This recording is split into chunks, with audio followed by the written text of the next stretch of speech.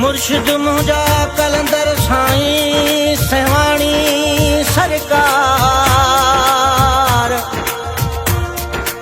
मुर्शिद मुंहिंजा कलंदर साईं सेवाणी सरकार।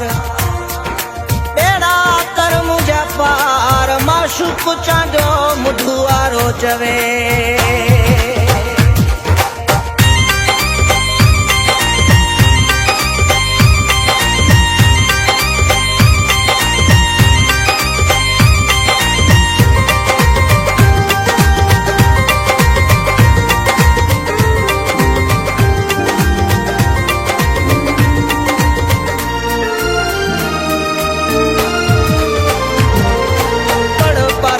कलंदर तोखे यार जे मुंह सां ठही पवे। पढ़ो पढ़ाई दुस कलंदर तोखे यार जे मुंह सां ठही पवे। खीर खंड थी वञो ज़िद तां कीअं लही पवे। पढ़ो पढ़ाई दुस कलंदर तोखे यार जे मुंह सां ठही पवे। पढ़ो पढ़ाई दुस कलंदर तोखे।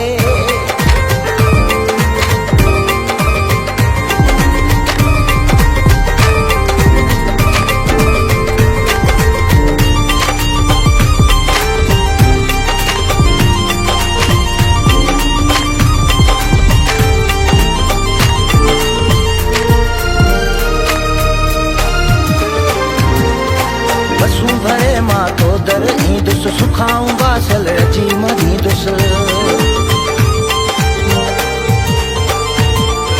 बसूं भरे मां तो दर ईंदुसि सुखाऊं बासल अची मरींदुसि। मुंहिंजो प्यारो किरी जे मूं वटि हिकिड़ी राति रही पवे।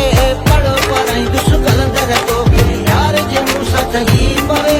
खीर खंड थी वञो ज़िद तां कीअं लही पवे। पढ़ो पढ़ाईंदुसि कलंदर तोखे मुंह सां ठही पवे। पढ़ो पढ़ाईंदुसि कलंदर तोखे।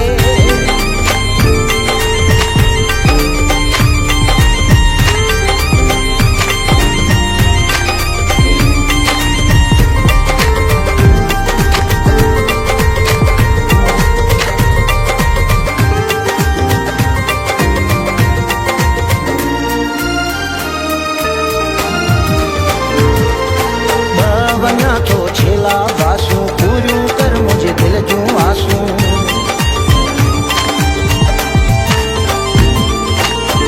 वञा थो छेला बासूं पूरियूं कर मुंहिंजे दिल जूं आसूं। गॾिजी ईंदुसि चांदीअ सां गॾु मुर्ग करे जे कही पवे। पढ़ो पढ़ाईंदुसि कलंदर तोखे यार जे मुंह सां ठही पवे। खीर खंड थी वञो ज़िद तां कीअं लही पवे। पढ़ो पढ़ाईंदुसि कलंदर तोखे यार जे मुंह सां ठही पवे। पढ़ो पढ़ाईंदुसि कलंदर तोखे।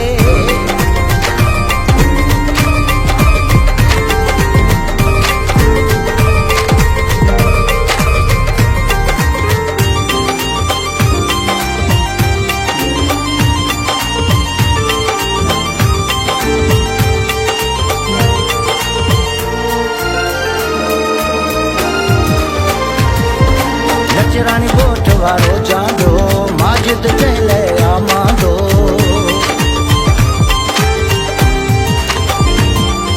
नचराणी ॻोठ वारो चांदो माजिद कहले